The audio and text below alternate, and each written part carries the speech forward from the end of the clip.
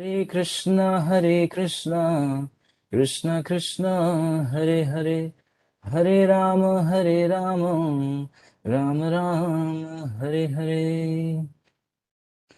हरे कृष्णा प्रभु and हरे कृष्णा और माता जी राम और डियर डिवोटीज। तो वेलकम वंस अगेन टेंथ। आज हमारा टेंथ डे है और अभी तक देखिए हम लोग अयोध्या नगरी में प्रवेश किए हैं, तो अभी सिर्फ गेट से कुछ ही कदम आगे हम लोग बढ़ पाए। यानी कि 10 दिन हो गया हम लोगों को घूमते घूमते। अभी तक हम लोगों को महाराज दशरथ का महल भी हमें प्रवेश नहीं मिला, और अभी तक हम लोग सिर्फ वहाँ के प्रजाजन के बारे में ही, उनकी ब्यूटी, उनकी क्वालिटी, उनका रहन सहन, उनका लाइफ स्टाइल, वहाँ के कैसे सिटीजन्स हैं, उनकी कॉलोनी कैसी है, किस तरह के वहाँ पे इंटरनेशनल बिजनेस होता है, किस तरह से मर्चेंटाइल्स आते हैं फॉरेन कंट्री से, फिर वहाँ पे बिजनेस करते हैं, ये सब कुछ हम लोग देख रहे हैं। तो 10 दिन लग गया। 10 दिन लग गया, अभी तक एक्सप्लेनेशन खत्म नहीं हुआ। तो फिर भी हम कुछ चीजों को कट करके आगे बढ़ेंगे। तो लेकिन अभी आगे बढ़ने से पहले हम चाहेंगे रोज की तरह हमारे होनहार स्टूडेंट्स खिड़की से कूद के भागे नहीं, और आज बहादुरी का कार्य करेंगे और आज बताएंगे कि कल हमने क्या क्या चर्चा किया था। लेकिन सावधान, जो बोलते रहते हैं वो आज नहीं बोलेंगे, जो नहीं बोलते हैं उनको प्रयास करना है। जब वो नहीं बोलेंगे 30 सेकेंड तक, तब हमारे पुराने मित्र, हमारे पुराने जितने भी स्टूडेंट हैं वो बोलेंगे। गुड।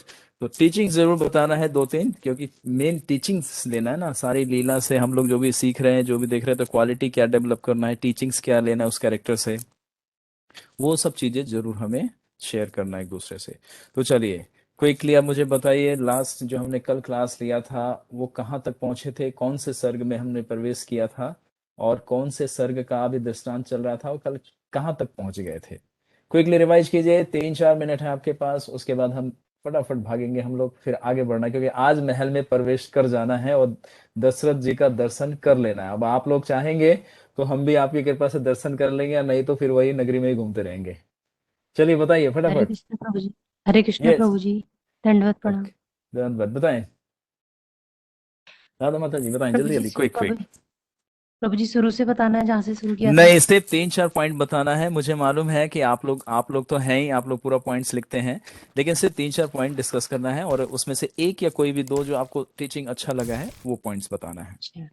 प्रभु जी आपने बताया था जैसे कि अयोध्या नगरी में प्रजाजन जो है वो बहुत ही धर्मात्मा है और हम्म वेद का पठन पाठन करने वाले हैं।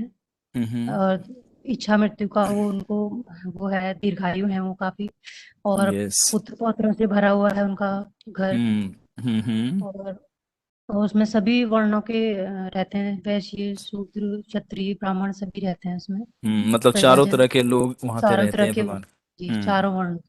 हम्म। और इसमें प्रभु जी आपने गुड। बताया था एक कि टीचिंग्स जैसे बताइए, एक टीचिंग्स बताइए, कोई भी एक टीचिंग जो आपको लगा, या कोई क्वालिटी, कल किसकी क्वालिटी का हम लोग चर्चा कर रहे थे, प्रभु कहीं जी जैसे पहुंचे थे वहाँ ना के हम। प्रजाजन, हाँ जी प्रभु जी वहाँ के जो प्रजाजन है वो हम्म। बहुत तेजस्वी हैं और सिंपल हार्ट के हैं प्रजाजन। सिंपल हार्टेड है, तो हम लोगों को क्या करना है, सिंपल हार्ट बनना है, कॉम्प्लिकेटेड हार्ट नहीं बनना है। बहुत जटिल है हमारा हृदय, इसीलिए हमारा मन भी जटिल हो जाता है, और फिर हम ही दूसरे को ब्लेम करते हैं कि person not able to understand me and my thought and my this मेरा दैट। तो जी प्रॉब्लम कहाँ है, क्योंकि हम कॉम्प्लिकेटेड हैं, सामने वाला नहीं। और जब हम सिंपल होंगे तो सामने वाला हमारा एक्सप्लॉइट कर देगा, फिर ये दोनों में कैसे समझेंगे, इसीलिए टीचिंग्स को अप्लाई करना है। गुड राधा माता जी, अब हम दूसरे स्टूडेंट को अपॉर्चुनिटी देंगे। थैंक यू वेरी मच, आपने 2-3 पॉइंट्स बताए। Okay, next student. Hare Krishna quick. Prabhu ji. Okay, 1-2। Yes, यही उत्साह चाहिए। आदित्य भी आज बोलना चाहते हैं, गुड।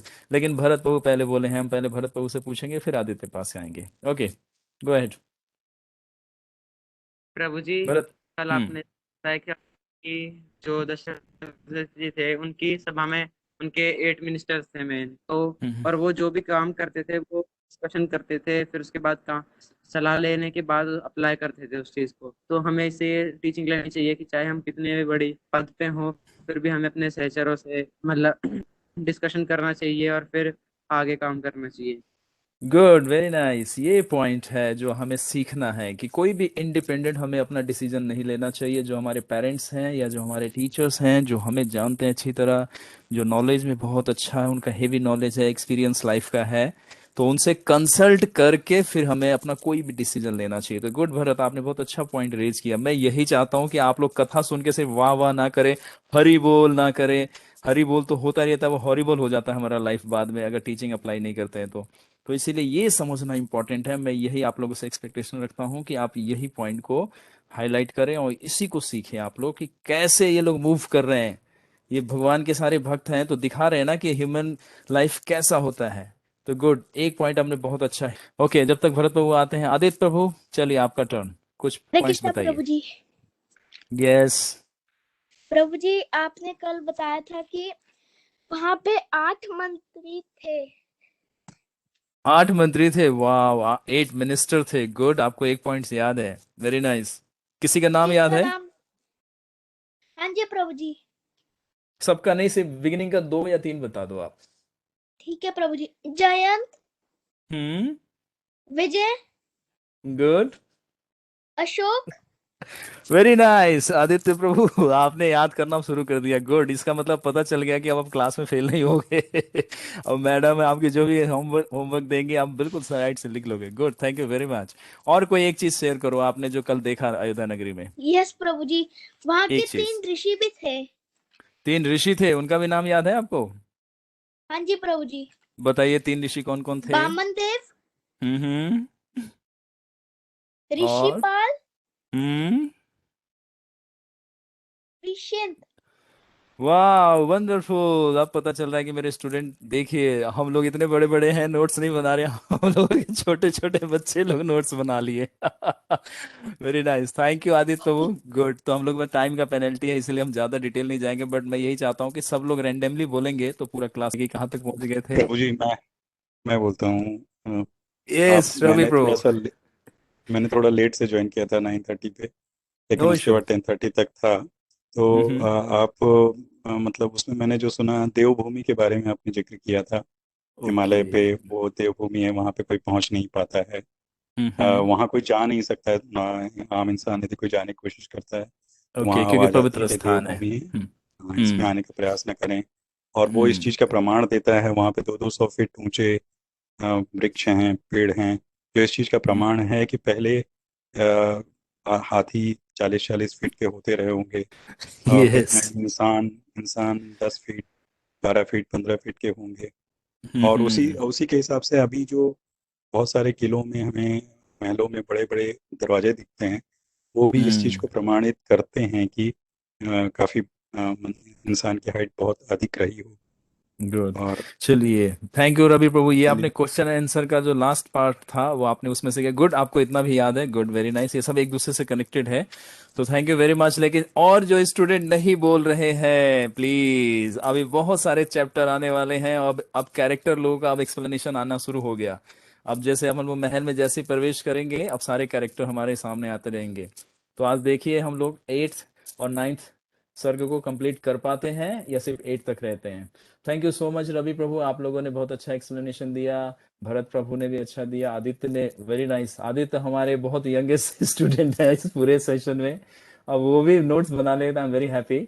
और टीचिंग्स को जरूर लेना है, क्योंकि टीचिंग से अगर हम नहीं अप्लाई करेंगे तो फिर कथा का कोई मतलब नहीं है। टीचिंग्स का मतलब ये है कि भगवान लीला इसीलिए करते हैं कि हम उनके लीला को देख के समझ जाए कि हमें एक्ट कैसे करना है।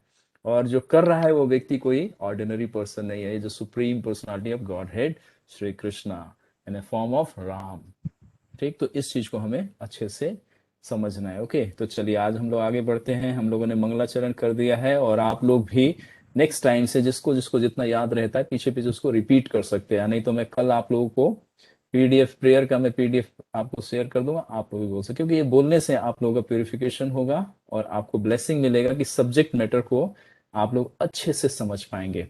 तो चलिए मैं थोड़ा सा अब ओवरव्यू कर देता हूं आज और नेक्स्ट वीक में हम लोग क्या क्या चर्चा करेंगे, कि फिर हम लोगों के इस वीक में 3 डेज का क्या रहेगा, गैप रहेगा हम लोगों के बीच में।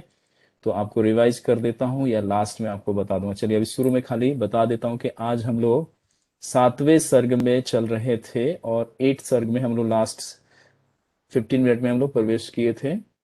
ओके, तो उसमें क्या क्या चर्चा है आपको एक बार रिवाइज कर देता हूँ।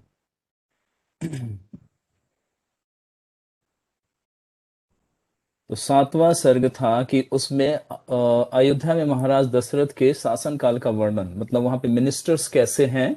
हम लोग ये लास्ट कल, मतलब जो कल चर्चा कर रहे थे कि मिनिस्टर्स की क्वालिटीज क्या हैं और वो कितने फेथफुल हैं, कितने ओबीडियंट हैं और कितने डाउन टू, मतलब इजिली एक्सेसिबल हैं, किसी भी पर्सन के लिए वो इजिली मिल सकते हैं। कोई भी व्यक्ति, सामान्य व्यक्ति भी उनके पास जाके अपनी प्रॉब्लम को एक्सप्लेन कर सकता है। ऐसा नहीं होना चाहिए कि बहुत कॉम्प्लिकेटेड सिस्टम हो जाए। उसी तरह हमारे घर में भी ऐसा होना चाहिए कि एक चाइल्ड को भी कोई प्रॉब्लम हो तो चाइल्ड को इतना फ्री फील करना चाहिए कि पेरेंट्स को अपना हार्ट रिवील करे, है ना। ये नहीं कि डर जाए कि नहीं मम्मा पिटाई करेगी, डैडी को पता चलेगा बहुत पिटाई हो जाएगी। उनको इतना कॉन्फिडेंट दे के रखना चाहिए कि अगर मिस्टेक है तो पनिशमेंट भी उनको ये भी लगना चाहिए कि पनिशमेंट क्या है, हमारे अच्छे के लिए है। तो ये सारे टीचिंग्स हमें याद रखना है। तो वहां पे मिनिस्टर लोग थे, वो आम पब्लिक यानी कि जो सिटीजन थे वहां के, वो लोग उनके बीच में घूमते थे और उनको ये भी पता रहता था कि हमारे मिनिस्टर हैं, बहुत रिस्पेक्ट देते थे, और जबकि वो कॉमन व्यक्ति की तरह वहां पे ट्रेवल करते थे। तो 7वें सर्ग में ये था। और फिर हम 8वें सर्ग में पहुंचे थे जहां पे महाराज दशरथ का, आज हम इसमें प्रवेश करेंगे, जहां पे महाराज दशरथ का पुत्र प्राप्ति के लिए यज्ञ करने का विचार और थॉट प्रोसेस उनके माइंड में आएगा। और वो अपने जो उनके फैमिली प्रिस्ट है यानी कि कुल पुरोहित, है ना, इसमें बहुत सारे अलग अलग वो डायमेंशंस आएंगे। तो मैं आगे आगे जैसे जैसे पर्सनालिटीज आएंगे तो बताएंगे कि पुरोहित क्या होते हैं और हमारे कुल गुरु कौन होते हैं, ये सब बताएंगे। तो ये कल्चर लॉस्ट है हम लोगों का। हम लोग स्कूल कॉलेज की किताबें पढ़ के हम सोचते हैं हम लोग एजुकेटेड हो गए, but we are totally fool number one. Prabhupada ji बोलते हैं ना, फूल एंड रास्कल्स। तो 8वें सर्ग में महाराज दशरथ का डिजायर होगा कि उनके डायनेस्टी में एक सन की आवश्यकता है, यानी कि एक पुत्र प्राप्ति की। तो वो कैसे गाइडलाइन लेते हैं और क्या प्रिपरेशन करते हैं, होपफुली कि आज हम लोग यहाँ तक पहुंच जाएंगे। तो कल जहां हमने छोड़ा था उसका नेक्स्ट हम लोग आज वहां से आगे मूव करते हैं। ओके, तो लास्ट हमने बताया था कि अयोध्या का मतलब क्या है। तो अयोध्या का मतलब क्या है कि अनडिफीटेड प्लेस, उस स्थान पे कोई भी विजय प्राप्त नहीं कर सकता था। और दूसरा एक और डायमेंशन क्या बताया था कि अयोध्या का मतलब है कि जहां पे कोई भी व्यक्ति आपस में द्वेष या कोई भी एक दूसरे से फाइट नहीं करता था, मतलब क्वालर वहां पे होता ही नहीं था। ऐसा नहीं कोई व्यक्ति एक गुस्से में आया तो दूसरे व्यक्ति का कॉलर पकड़ लिया, ए तुमने मुझे कैसे ये बोल दिया। नहीं, वहां पे ये कोई ऐसा संस्कार था ही नहीं, कोई भी इस तरह का डीलिंग नहीं था। तो यहां से हम लोग आगे आज बढ़ते हैं। मिनिस्टर का हम लोग चर्चा करते करते लास्ट तक हम पहुंच गए थे कि ऐसे मिनिस्टर्स के साथ महाराज दशरथ वहां पे अपना शासन करते हैं। यस्य दशरथो राजा वत्सञ्चागत पालयत तं पुरे स महतेजसा राजा दशरथो महान स असाम समिता मित्रो नक्षत्रमाय चंद्रमा। तो कल हमने बताया था कैसे राजा दशरथ कैसे लग रहे हैं कि जैसे नक्षत्रों में चंद्रमा, जैसे जितने भी प्लैनेट्स है उसमें जो मून है उसका ब्यूटी बहुत यूनिक है। आप नाइट में देखते हैं ना, जितने सितारे दिखते हैं उसमें चंद्रमा आपको बहुत ज्यादा अट्रैक्ट करता है।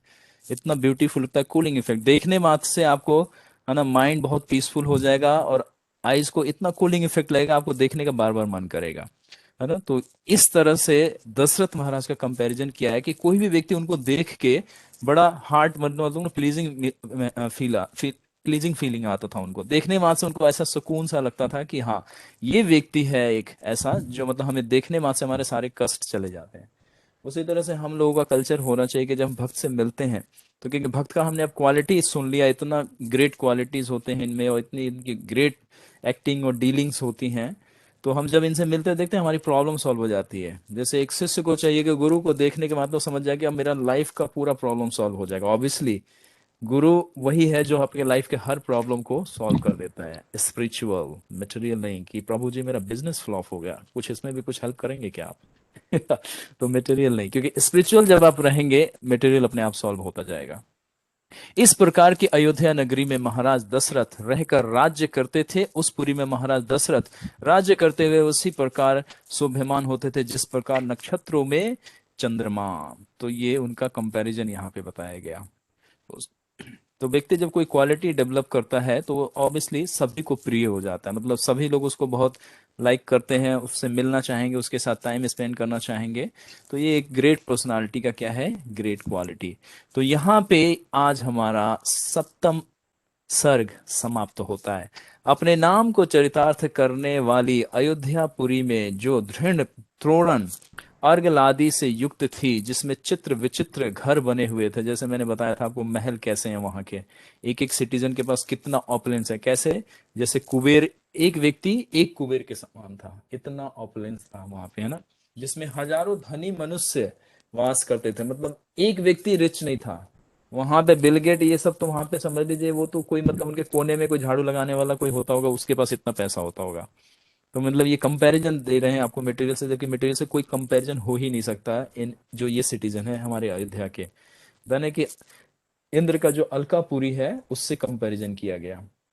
तो महाराज दशरथ इंद्र की तरह राज्य करते थे इस पृथ्वी पे। तो ये हमारा बाल कांड का 7वां यानी कि षष्ठ सर्ग यहाँ पे कंप्लीट होता है। तो हम लोग आज अब नेक्स्ट मूव करते हैं। तस्यात्माये गुराराये सन्निध इक्ष्वाको अस्तु महात्मना यंत्र ज्ञानाशय चित्रज्ञम नित्यम प्रिय हितोराता।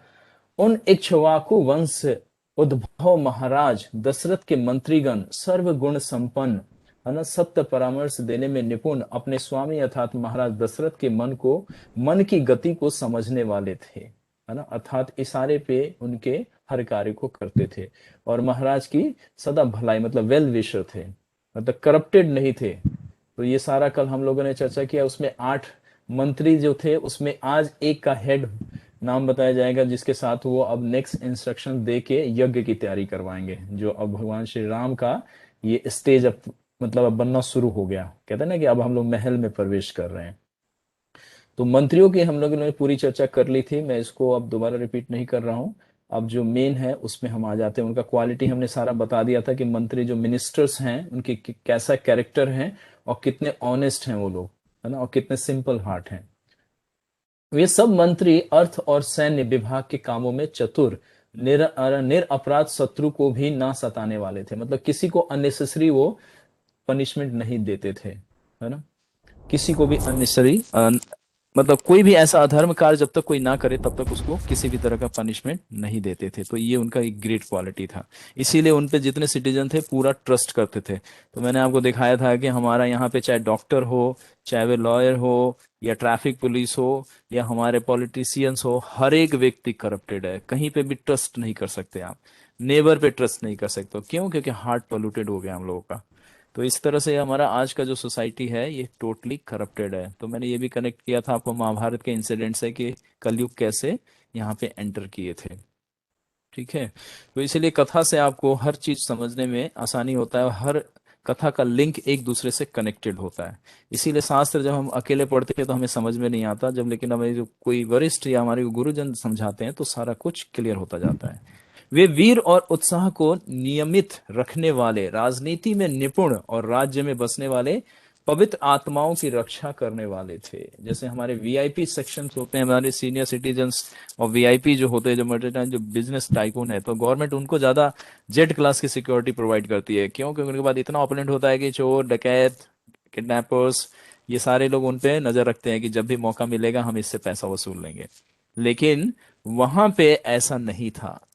अयोध्या नगरी में एक सामान्य सिटीजन को भी उतनी ही सुरक्षा मिलती थी जितने की एक कोई वरिष्ठ या बहुत ही ऑपोनेंट। लेकिन वहां पे बहुत ऑपोनेंट का तो कोई बात ही नहीं है, क्योंकि सबके पास इक्वल क्या था? ऑपुलेंस था। सबके पास इक्वल, मतलब एक ही मात्रा में सबके पास धन था। जिसको जितना आवश्यकता था उतना उसके पास धन होता ही था।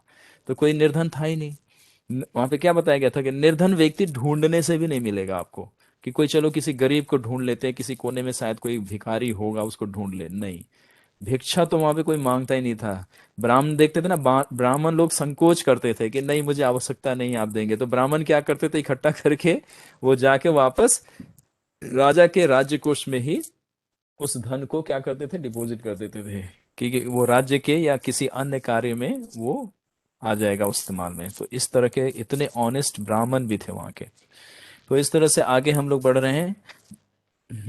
वे ब्राह्मणों और क्षत्रियों के बिना सताए ही राजकोष की वृद्धि करने वाले थे, और अपराधी का बलावल विचार कर कठोर दंड की व्यवस्था करने वाले थे। तो देखिए अब इनका दूसरा कैरेक्टर यहाँ पे आ रहा है कि वो पूरे सिटी को प्रोटेक्ट रखते थे, है ना, सुरक्षा सुरक्षा दे के रखते थे हर बार।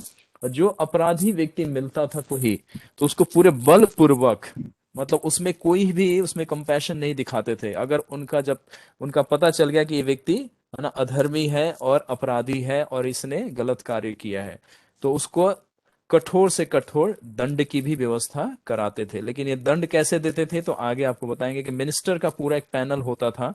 ऐसा नहीं कि एक व्यक्ति ने प्रूफ कर दिया कि हाँ ये व्यक्ति ने गलत कार्य किया, दूसरे व्यक्ति ने मान लिया, नहीं।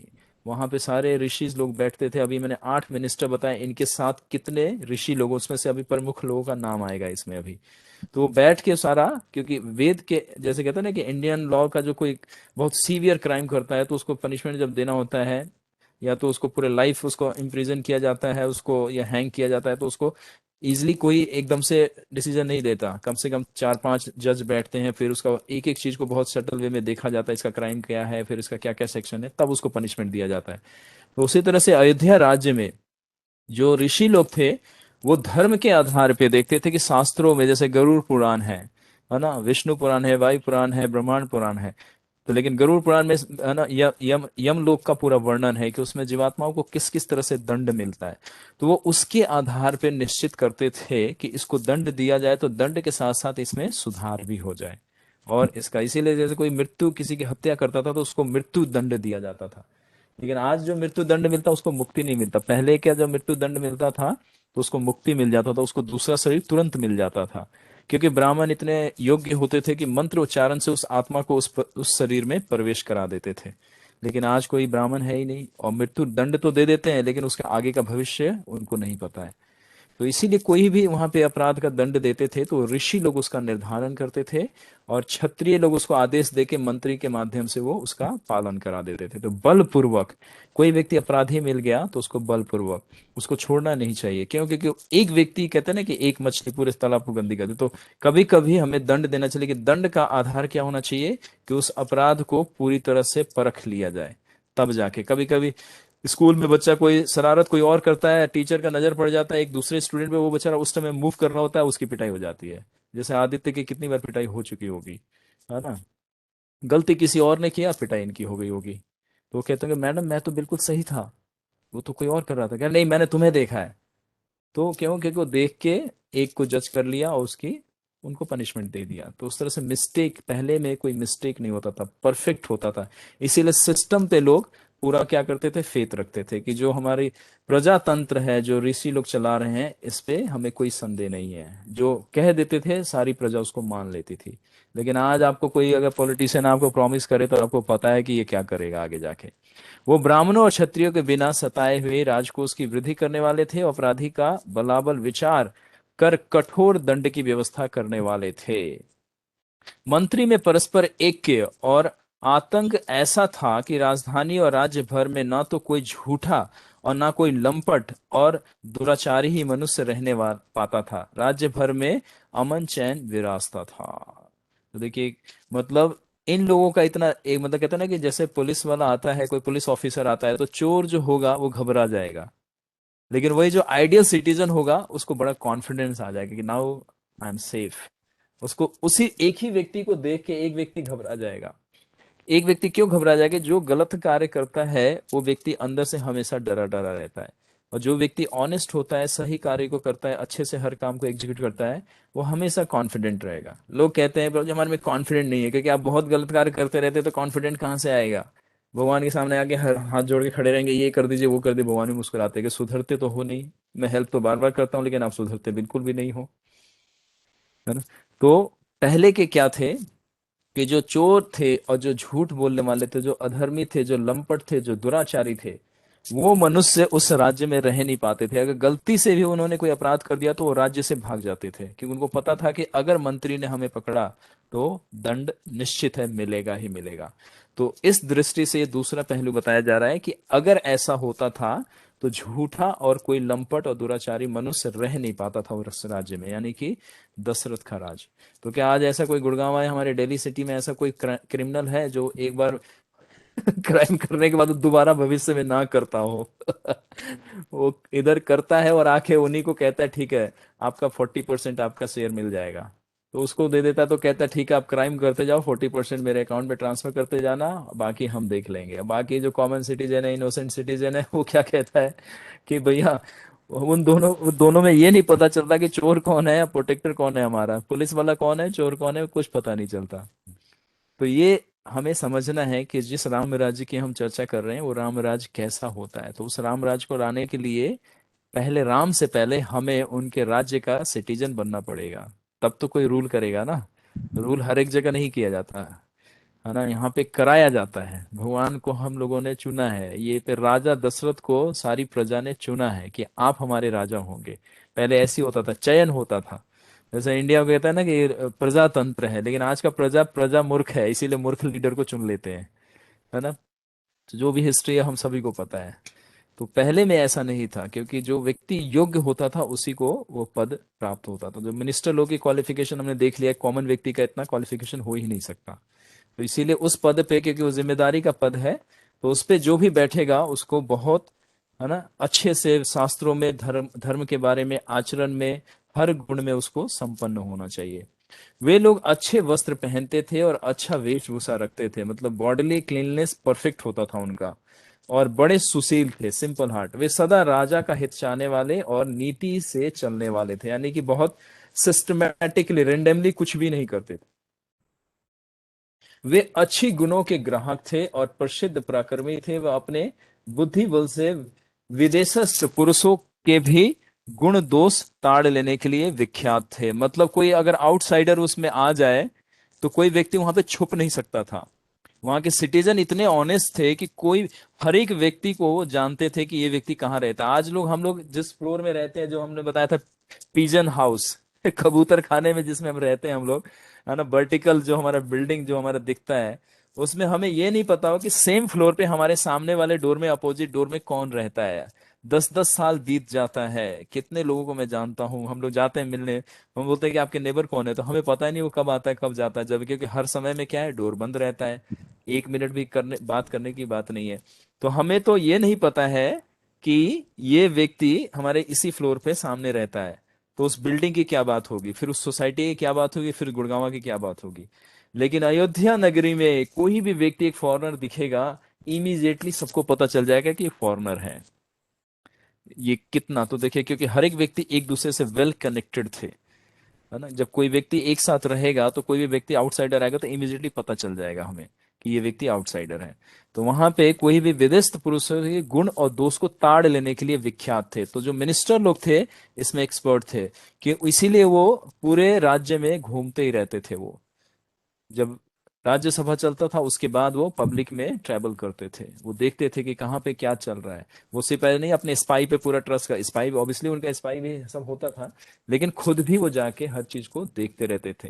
तो एक लीडर का काम ये है कि वो अपने हर एक पर्सन को पर्सनली भी डील करे, तब जाके उससे रिलेशन डेवलप होगा। ये नहीं कि किसी ने कुछ फीडबैक दिया, उसके बेस पे उसने डिसीजन ले लिया, तो फिर वो कभी समझ ही नहीं पाएगा कि वो व्यक्ति ने तो कभी मेरे से डील ही नहीं किया। और जो व्यक्ति देने वाला है वो टोटली करप्टेड है, तो वो क्या कोई राइट फीडबैक देगा? नहीं। तो यहाँ पे मिनिस्टर लोग कैसे थे, इस तरह से थे कि राज्य में कोई अगर आउटसाइडर आता था तो इमीडिएटली उसको आइडेंटिफाई कर लेते थे वो। वे संधि और विग्रह की नीति के मर्मज्ञ थे, है ना। मतलब वो रूल्स बनाने में एकदम एक्सपर्ट थे, और विग्रह मतलब फ्रेंडली रिलेशन होता था उनका हर एक से, है ना। आसपास के जितने भी छोटे राज्य, जिसको पहले हम लोग प्रदेश बोलते थे या देश बोला जाता था, जैसे आते ना स्टेट है, जैसे इंडिया एक कंट्री, दूसरे भारतवर्ष पूरा, ये पृथ्वी ही भारतवर्ष है। लेकिन कुछ कुछ ऐसे राज्य, मतलब छोटे छोटे टुकड़े जो राजा लोग थे, उनको भी दशरथ जी ने क्या बोला था, रूल करने की अनुमति दिया था। मतलब ऐसा नहीं है कि सिर्फ जो हम कह देते हो मानो, लेकिन उनका नीति क्या होता था, वो नीति यहाँ से, जैसे हमारा पूरे इंडिया का दिल्ली कैपिटल है, राजधानी है, यहाँ पे सारे पॉलिटिशियन, यहीं से सारा रूल पास होता है, हर चीज यहाँ से पूरे इंडिया के लिए अप्लाई किया जाता है। तो उसी तरह दशरथ महाराज का जो राज्य था वो प्रमुख था। वहीं से, जैसे हमने पिछले कल चर्चा किया था, कि दूसरे राज्य के जितने भी मिनिस्टर होते थे उन पे भी ये नजर रखते थे कि उनके राज्य में कोई अधर्म तो नहीं हो रहा है, या वहां की प्रजा को कोई कष्ट तो नहीं है। तो ये लोग इतने, मतलब सेंसिटिव होकर हर कार्य को करते थे। वे संधि और विग्रह की नीति के मर्मज्ञ थे। वास्तविक संपत्ति वाले राजकाज संबंधी सलाह को छिपा कर रखने वाले थे, और जो कॉन्फिडेंशियल मैटर होता था वो बहुत ही सीक्रेटली करते थे। क्योंकि जब एग्जीक्यूशन किया जाता है कोई काम को तो उसको सीक्रेट रखना चाहिए जब तक वो फुलफिल नहीं होता है। यहाँ पे बहुत इंपॉर्टेंट है कि कोई चीज जब हम अब कर रहे होते हैं तो हर एक से हर मैटर डिस्कस नहीं किया जा सकता, क्योंकि हर एक व्यक्ति अलग अलग लेवल पे होता है और हर एक व्यक्ति का अंडरस्टैंडिंग अलग होता है। कौन व्यक्ति कहाँ से क्या नुकसान कर देगा पता नहीं।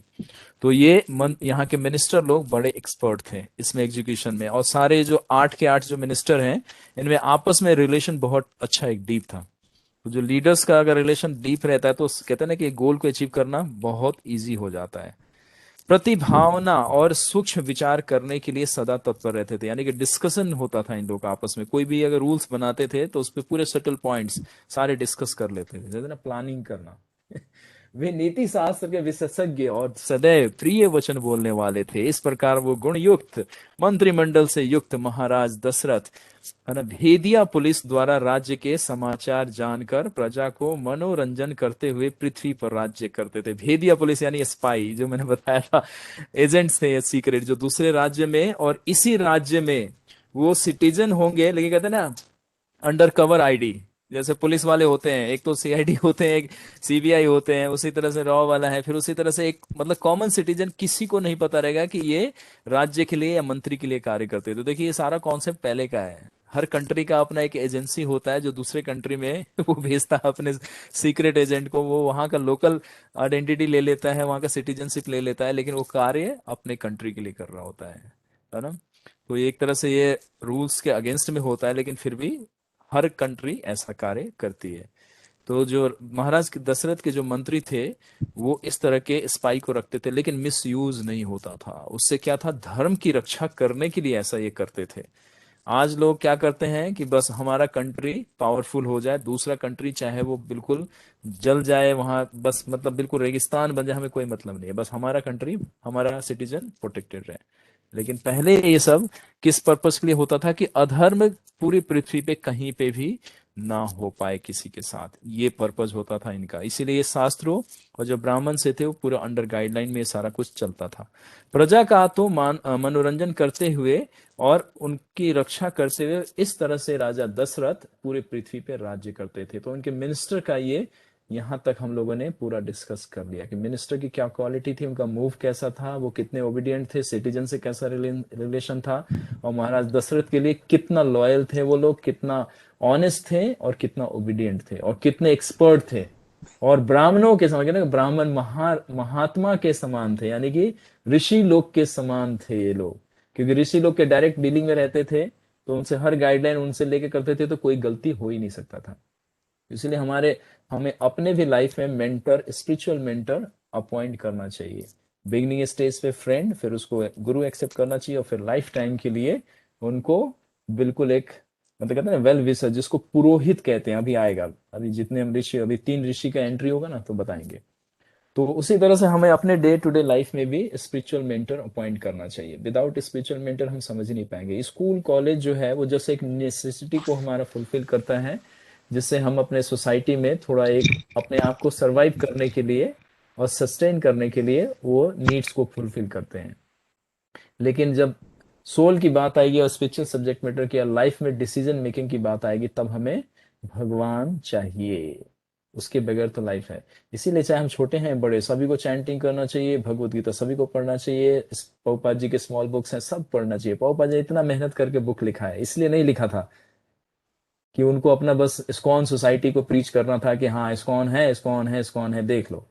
इस्कॉन का मतलब क्या है, रिलीजन स्टैब्लिश करना, वर्णाश्रम स्टैब्लिश करना, गॉड के बारे में बताना। हम लोग लॉस्ट सोल्स हैं, हमारा ओरिजिनल रिलेशन भगवान से है जो हम भूल गए। भगवान को अपने हार्ट में दोबारा उनको इनवाइट करना। तो ये पर्पज है सारा स्क्रिप्चर पढ़ने का, और फिर से अपना खोया हुआ जो रिलेशन जो ब्रेक हो चुका है उसको वापस करने का। तो इस तरह से हम लोग अभी अष्टम सर्ग में प्रवेश करते हैं। ठीक है।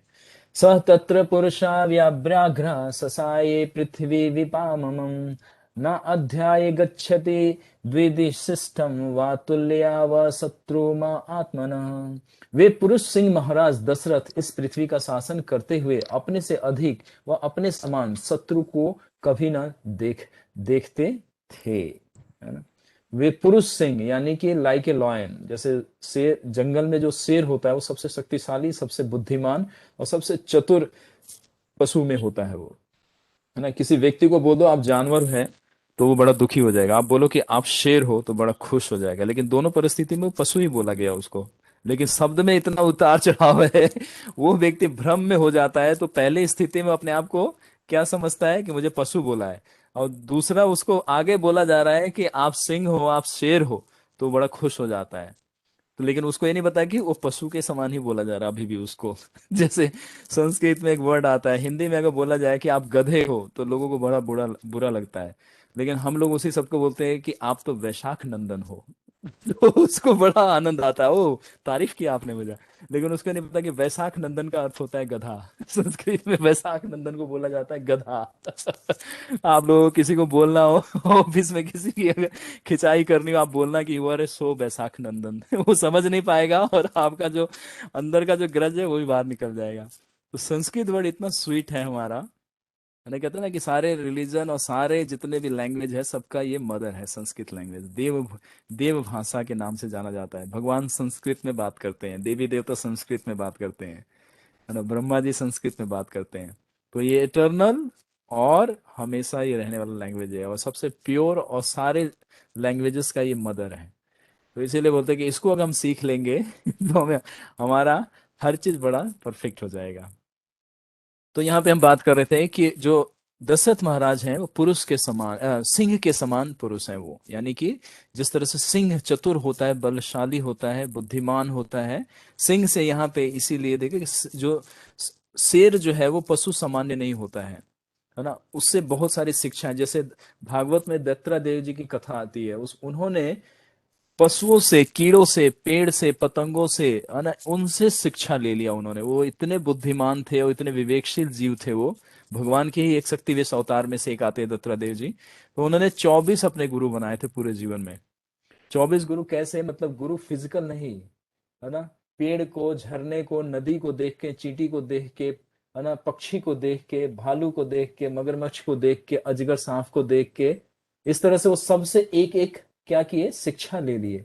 तो हमारा जब विवेक जागृत रहता है, हमारा विजडम काम कर रहा होता है, तो हम जब कोई भी चीज देखते हैं तो ऑब्जर्वेशन पावर इतना होना चाहिए कि उससे शिक्षा ले ले। जैसे मैं बार बार आप लोगों को इसमें एम्फेसाइज कर रहा हूँ कि ये सिर्फ कथा नहीं सुनना है, इसमें शिक्षा ग्रहण करना है। यानी कि जो क्वालिटी है और जो स्पेशल जो इसमें चीजें आ रही हैं उसको हम लाइफ में इम्प्लीमेंट करेंगे, तब हमें समझ में आने लगेगा कि भगवान कहाँ एग्जिस्ट करते हैं, डज गॉड एग्जिस्ट और नॉट। तो ये इसका आंसर तब मिल जाएगा आपको, अभी तो नहीं मिलता। अभी तो माला करते हैं तो माला करते करते निद्रा आ जाती है ना, सोने को मन करता है, तो हमें नाम में रुचि नहीं है। अभी हरे कृष्ण महामंत्र में कोई रुचि नहीं है। क्यों रुचि होगा? क्योंकि अभी उस नाम, जो व्यक्ति का नाम है आपको पता ही नहीं। अब तो पता शेर का मतलब क्या है, तो शेर का मतलब अब बता दिया गया ना कि शेर का अर्थ ये होता है। इसीलिए किसी व्यक्ति को आप बोले कि आप शेर हैं तो बड़ा वो फूल जाता है, कहता है अच्छा, यानी कि सारे गुण एक बार बता दिया आपने उसको। तो उसी तरह भगवान जो हरे कृष्ण महामंत्र है, उस मंत्र के अर्थ को समझना पड़ेगा, उसके प्रकृति को समझना पड़ेगा। तब जब जप करेंगे तब आपको उसको सारा सार्थक हुआ दिखता रहेगा। तो इसीलिए जप करते वक्त बहुत सावधानी से जप करना चाहिए। तो ये दशरथ महाराज का आप एंट्री है यहाँ पे। अपने अधनिष्ठ छोटे राजाओं से सम्मानित और मित्रों से युक्त महाराज दशरथ अपने प्रताप से इंद्र की तरह राज्य करते थे अपने राज्य में।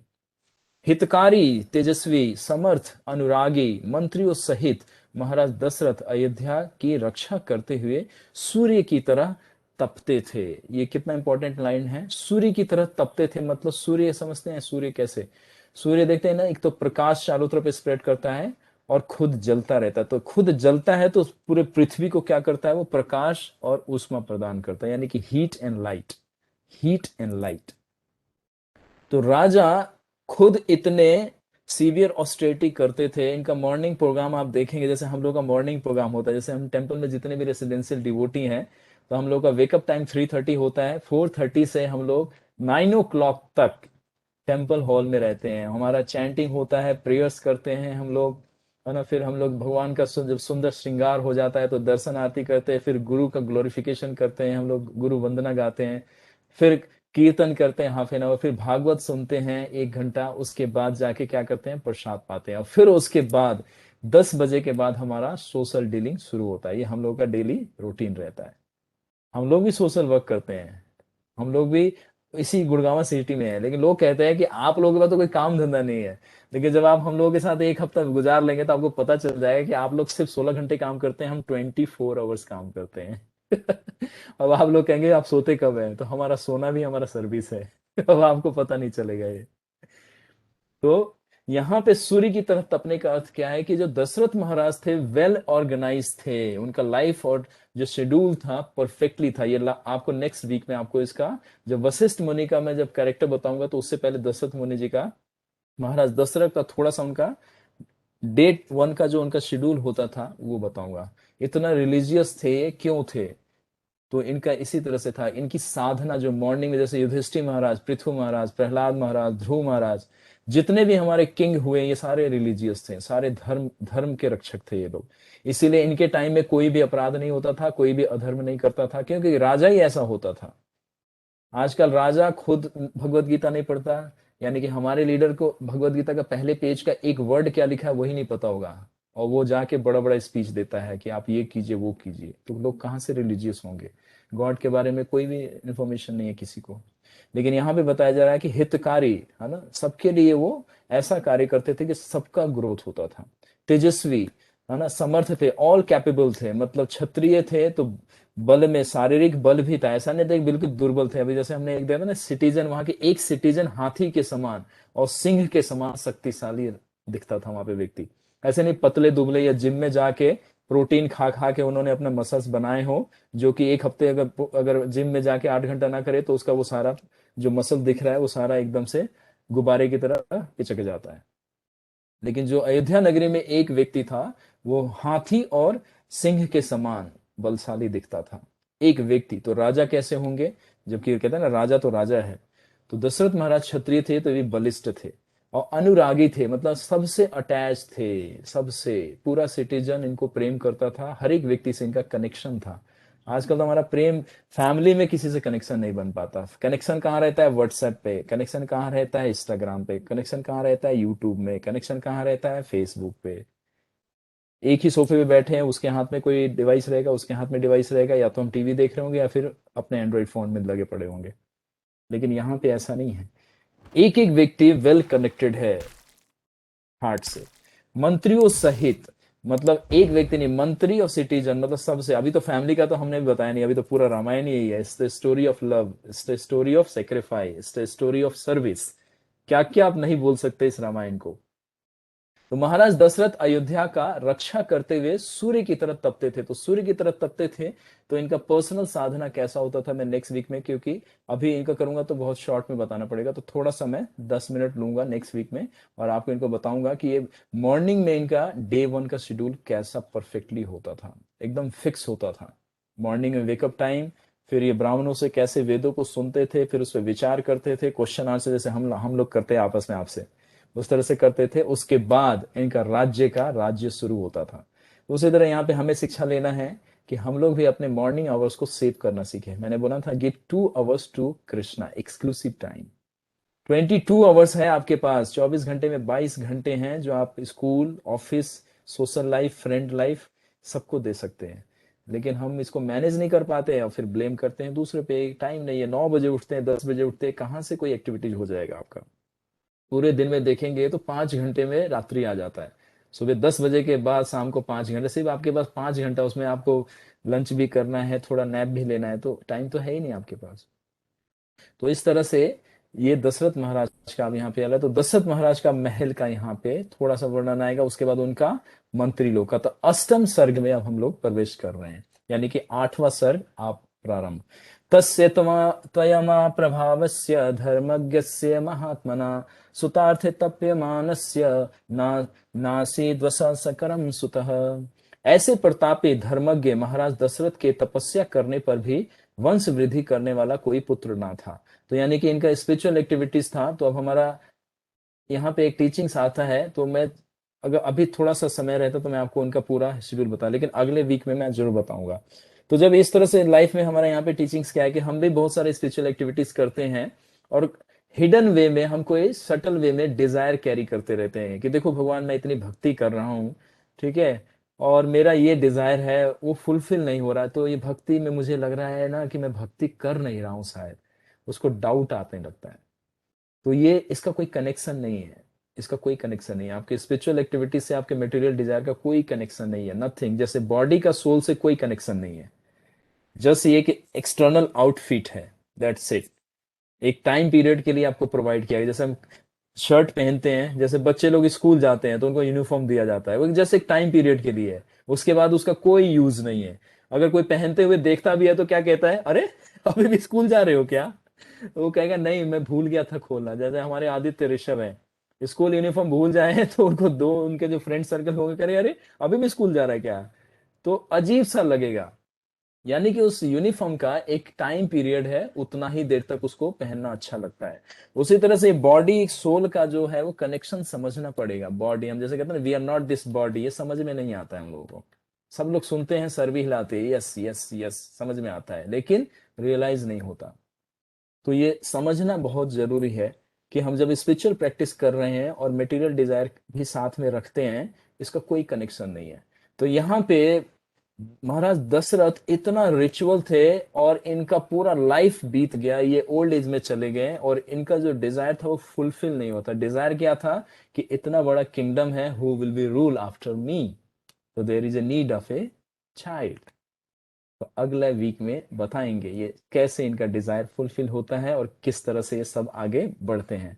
तो यहाँ पे टीचिंग्स यही है कि जब हम साधना भक्ति करते हैं तो हमारे मन में भी ये डाउट्स आता है, लेकिन आपको बताएं कि जो आपका जो भी स्पिरिचुअल एक्टिविटीज है वो आपके स्पिरिचुअल लाइफ के लिए है और आपको इस मटेरियल वर्ल्ड से ट्रांसपोर्ट करने के लिए वो सारा प्रिपरेशन है। मटेरियल वर्ल्ड के लिए वो कोई बेनिफिट नहीं देगा, हाँ पूरा गार्ड जरूर करेगा, 100% गारंटी है। भगवान इसका सेकंड अध्याय सेकंड चैप्टर 40 वर्स में क्या श्लोक बोलते हैं ना, नेहा भी कर्मनाशो अस्ति कृत्वा येन विद्यते स्वल्प अपि यस्य त्रायते महतो भयात। मतलब ग्रेट डेंजर से आई विल प्रोटेक्ट यू, बड़े से बड़े खतरे से मैं आपको बचा लूंगा। अर्जुन को बचाया ना भगवान ने, कुरुक्षेत्र में कितने बड़े बड़े वॉरियर थे। तो उसी तरह सोसाइटी में, कंट्री में, इस प्लेनेट पे हमारे कोई बड़े बड़े डेंजर्स आएंगे, यानी कि जन्म मृत्यु से बड़ा कोई खतरा है ही नहीं। अभी देखिए कोरोना ने हमें कितना डरा रखा है, तो मृत्यु का भय है सभी को। तो हर तरफ कोरोना कॉन्शियसनेस हो गए हैं सभी लोग, कोई भी कृष्ण कॉन्शियसनेस नहीं हो रहा, लेकिन कोरोना कॉन्शियसनेस जरूर हो जा रहे हैं। तो हमारा ये डिजायर रहता है क्यों कि हम करें, लेकिन इसको बहुत सावधानी से समझना है। जैसे प्रहलाद महाराज की शिक्षा से हमें सब समझ में आता है कि भगवान किसको प्रोटेक्ट करते हैं और किसको नहीं करते हैं। तो यहाँ पे उसी तरह से महाराज दशरथ अपनी सारी स्पिरिचुअल एक्टिविटीज करते हुए भी लास्ट मोमेंट में फ्रस्ट्रेटेड हो जाते हैं। जैसे हम लोग भी फ्रस्ट्रेटेड हो जाते हैं ना, 10 साल हो गया माला करते हुए, आज तक हृदय नहीं बदला। 10 साल हो गया, भगवान आज तक दिखे नहीं, बांसुरी की आवाज आज तक सुनाई नहीं दी, वृंदावन का दर्शन हुआ नहीं। वृंदावन के कितने कैंप में चले गए, हर बार जब भी है ना सेक्टर 45 से आता है, चलिए अगले साल कैंप चल रहा है, हम जाते हैं वहां तो कुछ दिखते ही नहीं है, हमें बंदर दिखते हैं, वो भी हमारा सामान छीन के लेके चले जाते हैं। बंदर हमारे मोबाइल फोन छीन के लेके चले जाते हैं, चश्मा छीन के चले जाते हैं, कृष्णा तो दिखे नहीं आज तक, कहाँ से दिखेंगे? तो आपको पता है कि यहाँ के सिटीजन की क्या क्वालिटी है, इसमें से अब अपना आत्मनिरीक्षण कीजिए और देखिए कि आप योग्य हैं भगवान का दर्शन करने, नहीं है पता ही नहीं। आपको बता दिया जाए तो भाग जाएंगे सभी लोग क्लास छोड़ के, इतना डिफिकल्ट है क्या? तो हम हर चीज को लाइफ में अचीव करने के लिए कितना परिश्रम कर रहे हैं, कितना स्ट्रगल कर रहे हैं, आपको दिखता नहीं है। और कृष्णा को आप सोचते हैं कि बस वो एक हमारे घर का पड़ोसी का बच्चा है, उसको बुलाएंगे श्यामू आ जाओ, वो भागता हुआ आ जाएगा टॉफी लेने के लिए आपके पास, मैं आ गया। कृष्णा वो नहीं है, कृष्णा सुप्रीम चाइल्ड है। वो चाइल्ड तो है लेकिन सुप्रीम चाइल्ड है, उनको बुलाने के लिए बहुत हमारे को कुछ देना नहीं है ना, उनका जो डिजायर है वो पूरा कर देना है। तो डिजायर क्या है, तो ऊपर सारी क्वालिटी हम लोगों ने चर्चा कर लिया। तो दशरथ महाराज इसी तरह से फ्रस्ट्रेटेड होते हैं, तो अब उनको स्पिरिचुअल गाइड मिलता है कि अब क्या करोगे। तो मटेरियल डिजायर भी फुलफिल होता है और फिर वो जो लाइफ का गोल है उनको अचीव हो जाता है। तो जो 3 ऋषि हैं वो एंटर करेंगे, जो अभी हमारे आदित्य ने बताया था, 3 ऋषियों का नाम। तो वो 3 ऋषि कौन है अभी हम नहीं बताएंगे, अगले जो हमारे हैं वो इनके पुरोहित हैं, जो मतलब हमारे कहते हैं ना कि मेंटर का अब क्या रोल होता है, तो हम लोग नेक्स्ट वीक में कि स्पिरिचुअल मेंटर हमारे को किस तरह से मटेरियल एक्टिविटीज में भी परफेक्ट नॉलेज दे देता है और स्पिरिचुअल के लिए तो लिबरेट कर ही देता है हमें। तो इसीलिए यहाँ पे मेंटर का रोल आएगा, तो अगले वीक में हम इसकी चर्चा करेंगे। अब यहीं पे विराम देते, अष्टम सर्ग में हम लोग प्रवेश कर लिए आज, ठीक है। तो इसमें मैंने 3-4 श्लोकास को मैंने पढ़ लिया है, आपके लिए नहीं पढ़ा है लेकिन मैंने उसका ट्रांसलेशन बता दिया आपको। अब नेक्स्ट जो वीक है तो हमारा अष्टम सर्ग से शुरू होगा, और यहाँ पे जो वशिष्ठ मुनि है वो अब महाराज दशरथ को आदेश देंगे, यज्ञ की तैयारी चलेगी, और यज्ञ से उनको यज्ञ वेदी से, यज्ञ कुंड से भगवान रामचंद्र जी का, उनका आविर्भाव का पूरा रहस्य यहाँ से बताएंगे। तो अगले हफ्ते में हम लोग चर्चा करेंगे। अब आपका समय आता है क्वेरी का, और अब समय आता है आपका डाउट का, या आपका कोई अपना ओपिनियन है तो मुझे बताएं। It's a time over now. Hare Krishna Prabhu ji. Yes Dinesh Prabhu, बताइए। जगदीश बोल रहा हूँ जी। Okay, Jagdish. Jagdish Prabhu ji, okay, good good good. Prabhu ji, मेरी एक जिज्ञासा ये है कि जैसे अभी प्रभु राम जी का आविर्भाव होने जा रहा है, दशरथ जी यज्ञ कराने जा रहे हैं, करने जा रहे हम्म हैं। हम्म। तो आपने पहले एक प्रवचन में ये कहा था कि उनकी बहन एक शांति नाम से थी। हम्म। तो मैं ये पूछना चाह रहा था कि ये जो प्रभु राम जी के सिस्टर थे, ये उनसे इससे पहले थे या बाद में थे? इसका थोड़ा सा अगर बता पाए तो बड़ी कृपा होगी। मैं सोचा था मैं बताऊंगा, मैंने बताया था कि जिस जिस कैरेक्टर का जैसे जैसे एंट्री होता जाएगा तभी हाँ उसका जी, मैं डिटेल साथ में बताता जाऊंगा। अभी बताऊंगा तो फिर उस समय में भी बताना पड़ेगा, क्योंकि कुछ लोग उस समय में भी सुनना चाहते थे कि ये कैरेक्टर आया तो इसका क्या है। जैसे किसी किसी मूवीज में आप देखते हैं जैसे जी आजकल प्रभु। कोई मूवीज जैसे हो बनता है, तो उसमें पहले की मैं चीजें बता रहा हूँ। तो उसमें कोई एंट्री होता है, जैसे कोई थ्रिलर मूवी है या कोई एक्शन मूवी है, तो उस चीज को स्टिल कर दिया जाता है। वहां पे डायरेक्टर क्या करता है, उस मूवी के उस सीन को स्टिल कर देता है, और फिर साइड हाँ में जी। पीछे से कमेंट्री आती है कि इस कैरेक्टर का ये स्किल्स है। जैसे कोई अगर हीरो है या कोई विलेन है तो उसका बैकग्राउंड या हिस्ट्री बताया जाएगा, इसने इतना क्राइम किया है, ये किया, उसके बाद फिर से मूवी आगे बढ़ता है, ठीक है। तो ठीक है प्रभु। कथा में उसी तरह से दो तरह से हम किसी कैरेक्टर को समझना चाहिए। या तो उस कैरेक्टर को पहले ही हमें समझ में श्रवण करके उसको समझ लेना चाहिए, ताकि जब वो लीला परफॉर्म करता है तो हमें पता रहता है कि एग्जैक्टली ये कौन है, राइट। हाँ जी। हाँ और जी। दूसरा है कि जब लीला प्रारंभ होता है तब हमें समझ लेना चाहिए कि इसका है। तो उस समय में दो चीजों को समझना चाहिए, या तो शिक्षा पे पूरा ध्यान देना चाहिए कि इस व्यक्ति के कैरेक्टर से क्या सीखना है, और दूसरा क्या है कि वो एंट्री कर रहा है तो उसका वहां पे रोल क्या है, संबंध क्या है, ठीक। तो ठीक है शांति जी प्रभु। क्या, चलो ठीक है, आपने पूछा है तो मैं बता देता हूँ। शांति भगवान राम से पहले की ये कन्या थी जो दशरथ महाराज के डायनेस्टी में अपियर हुई थी।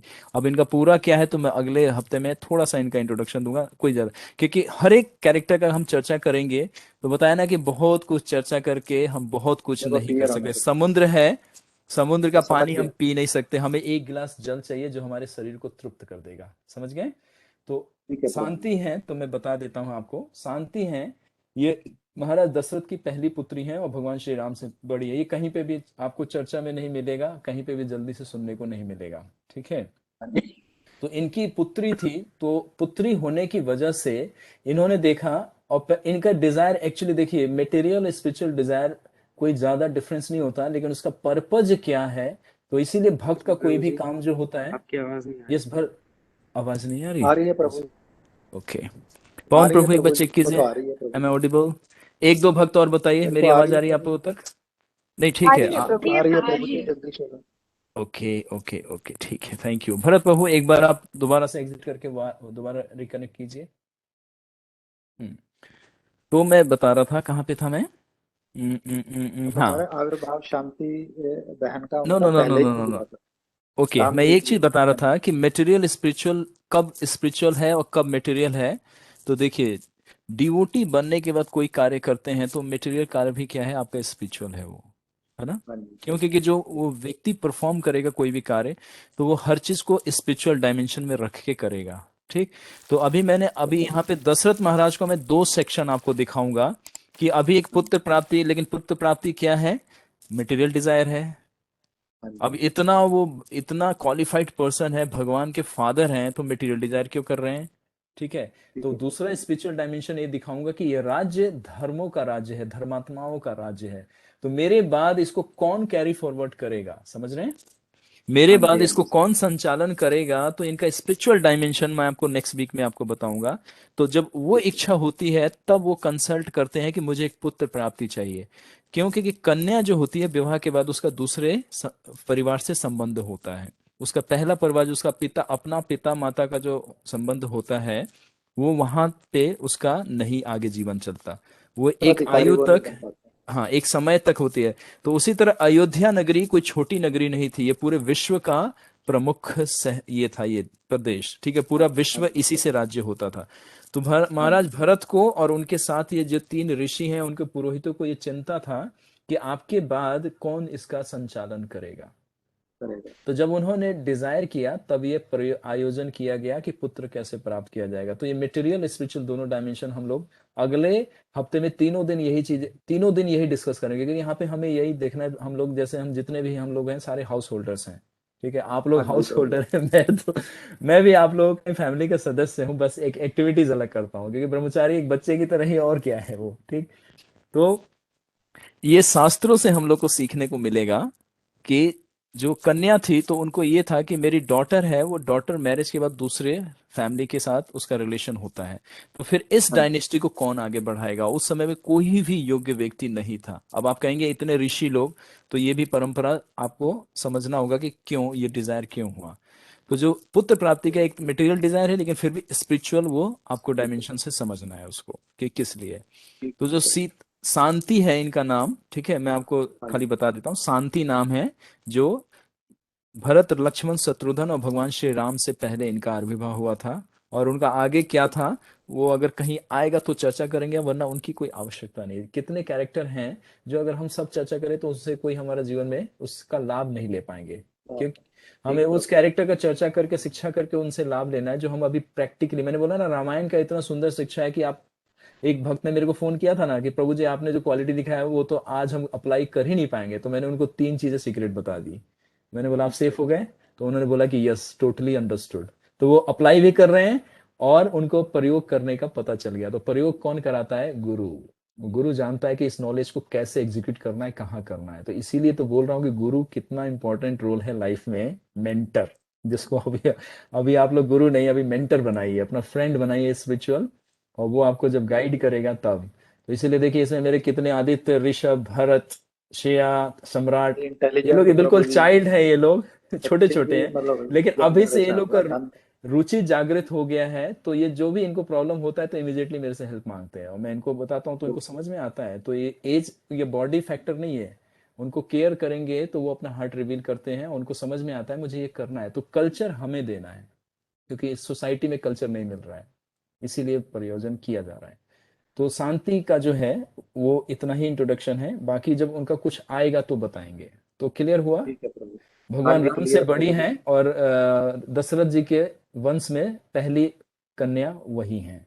शांति नाम है, नोट कर सकते हैं, ठीक है। हाँ जी प्रभु। ओके, नेक्स्ट कोई और किसी का कोई क्वेरी है तो धन्यवाद धन्यवाद पूछिए। प्रभु जी। हरे कृष्ण। थैंक यू जगदीश प्रभु। ये अंशुल बताइए। प्रभु ने हाथ खड़ा किया हुआ हरे है। कृष्णा प्रभु जी। श्रेया और अंशुल, ओके, तो मैं अंशुल का लेता हूँ। श्रेया आप थोड़ा सा प्रतीक्षा करो, मैं आपका क्वेश्चन अभी हाँ लेता हूँ। जी। हाँ, एक आप उनका ले सेकंड। लीजिए प्रभु, मेरा थोड़ा लंबा चलेगा। लंबा चलेगा, लेकिन हमारे पास सीजर है, डोंट वरी। सीजर है, मेरे पास सीजर है, काट दूंगा मैं।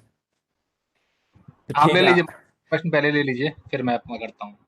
ठीक है, चलिए, अगर आपने ऐसा प्रार्थना किया है तो हम आपकी प्रार्थना को ना नहीं बोलेंगे। ठीक है श्रेया, आप पूछिए अपना प्रश्न, क्या है आपका?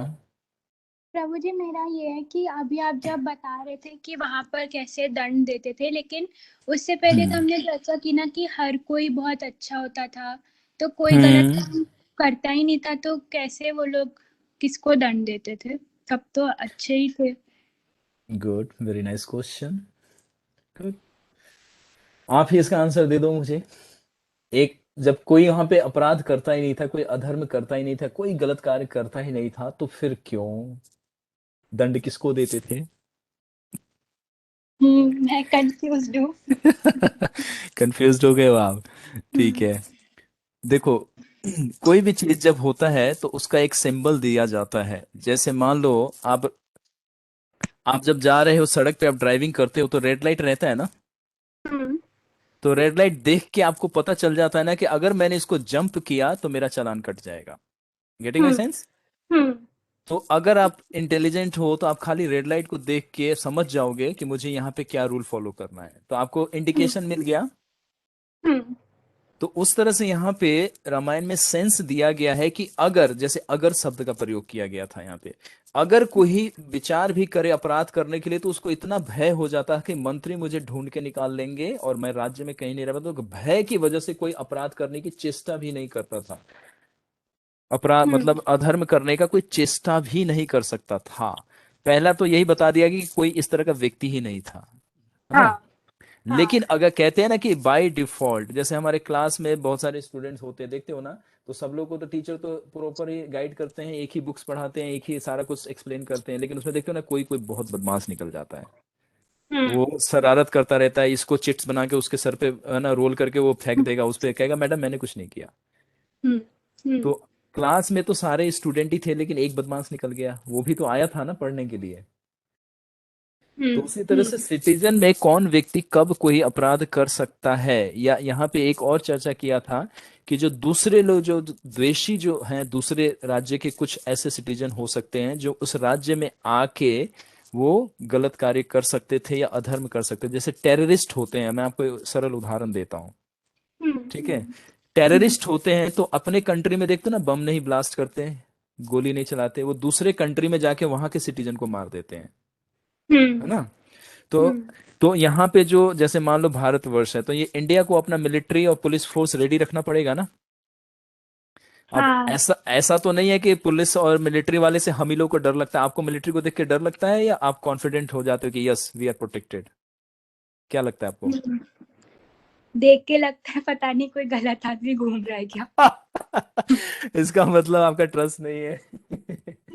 ठीक है, मिलिट्री को देख के अगर एक आइडियल सिटीजन है तो कॉन्फिडेंट फील करता है, वो उसको लगता है कि यस कोई है जो मुझे, अगर कोई गलत कार्य करेगा तो मुझे कोई प्रोटेक्शन दे देगा, है ना। ऑब्वियसली हम्म आजकल का जो टाइम और थोड़ा सिनेरियो है कि हमें ट्रस्ट किसी पे करना बड़ा डिफिकल्ट होता है, हम किसी पे जल्दी विश्वास नहीं कर पाते। लेकिन वहां पे जो सेंस दिया गया है वो ये दिया गया है कि उनके राज्य में ऐसी व्यवस्था थी कि कोई भी नहीं करता, तो वो व्यवस्था ऐसी बनाई गई थी। समझ रहे हो आप? हम्म मतलब सिस्टम ऐसा बना दिया गया था कि कोई भी मतलब साहस भी नहीं कर सकता था सोचने का, कि विचार भी नहीं कर सकता मैं कोई अधर्म कार्य कर दूं, क्योंकि वो सारे रूल्स वो बता दिए जाते थे। आजकल किसी से पूछो कि क्राइम का कोई भी कहीं पे भी नहीं बताया जाता। अब जब आप क्राइम करते हो तो सीधा आपको एक रूम के अंदर बैठ के, कुछ लोग काले कपड़े में बैठ के आपको बताते हैं आपको नहीं पता था लेकिन आपने क्राइम किया है। लेकिन पहले रिलीजियस का जो बताया जाता धर्म के बारे में, सबको पता रहता था कि अगर मैं ये क्राइम करूंगा तो मुझे ये दंड मिल जाएगा, सबको पता रहता था। आपने सुना था बच्चों को भी इंटरेस्ट था स्क्रिप्चर पढ़ने में बिगिनिंग में, याद आ रहा है? तो हाँ यानी हाँ कि एक चाइल्ड को भी पता था, इसीलिए पेरेंट्स देखते हैं ना बच्चों को कहते हैं कि आप ये मत करो, आप ये मत करो, तो बच्चे को मानना चाहिए, क्योंकि पेरेंट्स तो पता है ना उनको कि वो उन्होंने तो देख रखा है हर चीज। हाँ हाँ तो इसी तरह से अयोध्या में ये व्यवस्था की गई थी। मतलब ऐसा नहीं है कि वहां पे अधार्मिक लोग थे, लेकिन व्यवस्था ऐसी कर दी गई थी कि कोई विचार भी नहीं कर सकता था, क्योंकि चांद कहते हैं ना कि जीवात्मा को फ्री विल मिला हुआ है। तो राम के राज्य में कोई नहीं ऐसा था, लेकिन दूसरे राज्य में ऐसे लोग थे जो वहां पे आके कार्य कर सकते थे। जैसे कोई टेररिस्ट होता है तो दूसरे कंट्री में जाके देखो, जैसे 9/11 का कितना बैड इंसिडेंट है, एरोप्लेन हाईजैक किया और बिल्डिंग को ही उड़ा दिया, है ना। हम्म ह्यूमन बॉम्ब बन जाते हैं, अपने आप ही आके यहाँ पे ब्लास्ट कर देते हैं, तो दूसरे लोग आके दूसरे सिटीजन को हार्म पहुंचाते हैं। तो यहाँ के जो पुलिस फोर्स है या जो मिलिट्री है वो अलर्ट रहती है पहले से कि हाँ कोई आएगा तो हम अपने सिटीजन को प्रोटेक्ट करेंगे। Getting my sense? हाँ ठीक तो है मिलिट्री इसलिए नहीं बनाया गया कि हम आपको डराएं। सिया कहाँ है, वो द्वारका में, चलो उसको डराते हैं आज, जैसे आपको देख के डर लगता है। हाँ, इसका मतलब आपका एक्सपीरियंस अच्छा नहीं है ना। तो इस तरह से समझना है कि अयोध्या नगरी में जो ये सब चर्चा चल रही है, तो व्यवस्था बनाई गई थी कि कोई व्यक्ति अगर साहस भी करे तो वो साहस नहीं कर पाएगा, है ना। ये सेंस था ठीक उसके पीछे। आई होप कि थोड़ा क्लियर हुआ होगा आपको। हाँ ठीक है okay, Anshul Prabhu, thank you से हम। Hare Krishna Anshul Prabhu, now your turn, quick, 5 Hare minute. Krishna Prabhu ji. Yes.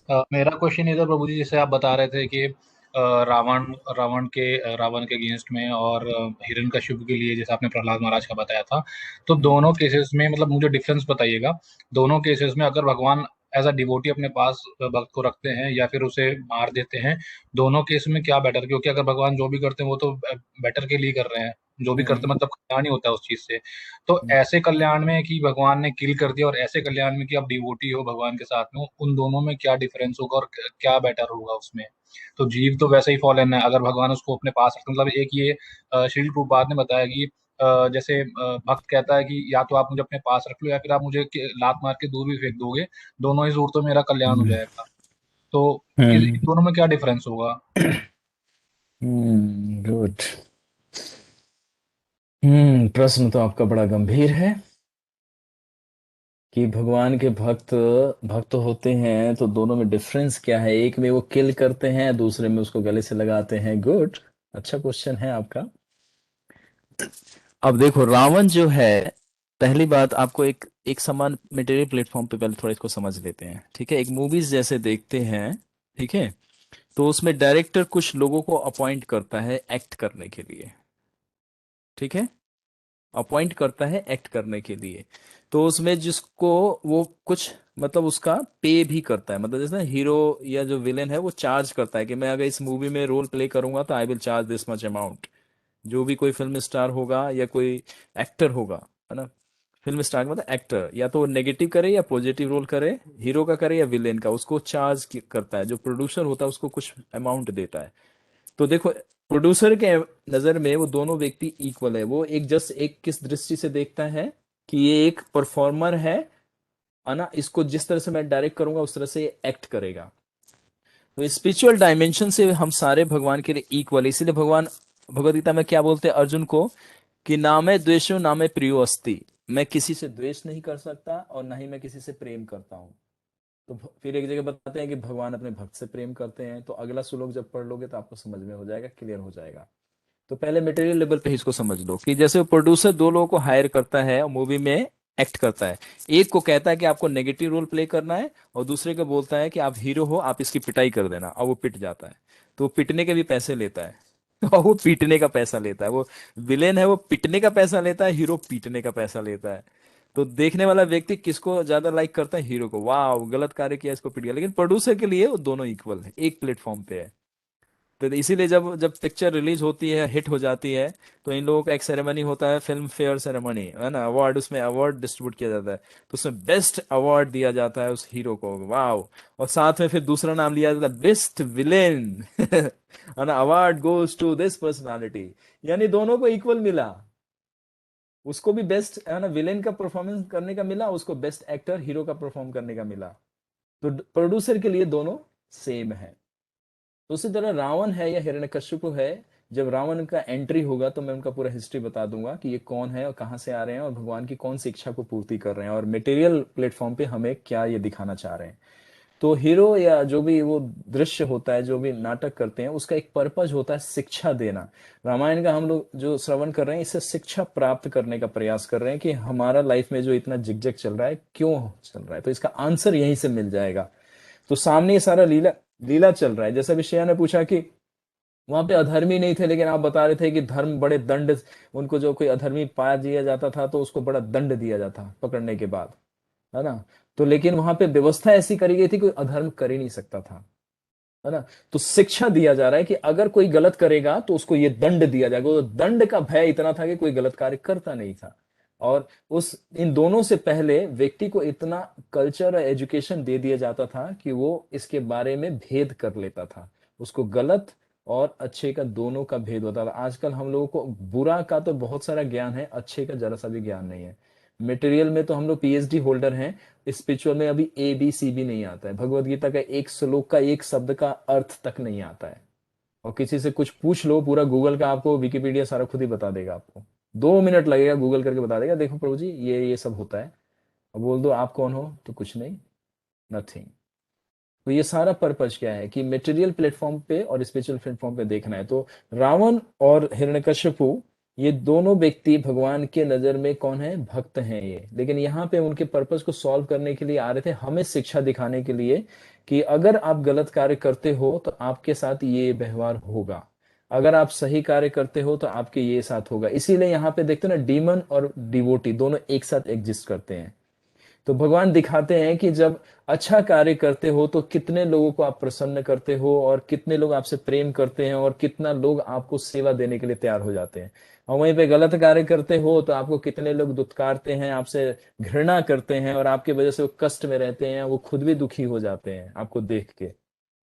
तो भगवान ये शिक्षा देने के लिए वो कार्य हमारे सामने प्रस्तुत करते हैं अपने भक्तों के साथ। जैसे बताया ना, प्रोड्यूसर आपको लेके मूवी नहीं बनाएगा, उसको एक बिल्कुल परफेक्ट एक्टर चाहिए जो वो जो कमांड दे उसको परफॉर्म कर दे। आप जाएंगे बॉलीवुड में ना, आप रोल मांगेंगे कि मुझे एक रोल हीरो का दे दीजिए, वो कहेगा आपका तोंद निकला हुआ है, आपके नाक टेढ़ी है, आपकी हाइट छोटी है, आपके मसल्स नहीं है, आप कहाँ से आए, गुड़गांव से, वापस जाओ।